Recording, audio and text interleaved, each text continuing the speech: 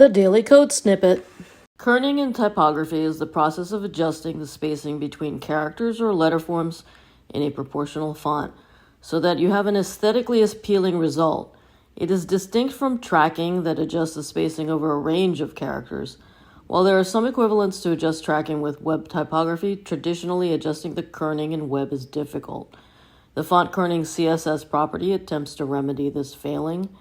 It is a relatively recent addition and may have inconsistent browser support. Font-kerning will set the use of kerning information that is stored in the font, so it would be limited to whether the web typographer has built in these settings into the font you are using. The possible values for font-kerning are auto, normal, and none. Auto determines if font-kerning should be used. When type is displayed at a small size, often browsers disable kerning because this may affect readability. Normal means the font kerning information should be used. None means the font kerning information stored in a font is disabled. Let's look at some examples. We have set up 3 classes for 3 options: normal kern, kern, and no kern. In the first option, we are looking at normal. In the second option, we are looking at auto. And in the third option, we are looking at none. Here's the CSS.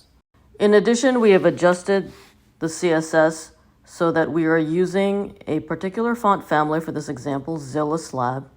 We are presenting Zilla Slab at a much larger size so that we can see the differences in spacing between letterforms, and we have also adjusted the line height. So we see that normal kern is set to normal. With kern, font kerning is set to auto, and with no kern, font kerning is set to none. And this is how it would display.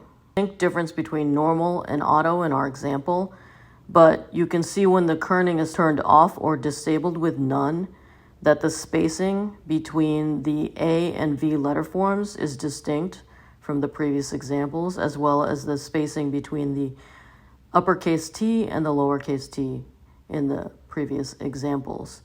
And that without the kerning, the spacing appears too wide, while with the kerning, the spacing is more pleasing and even.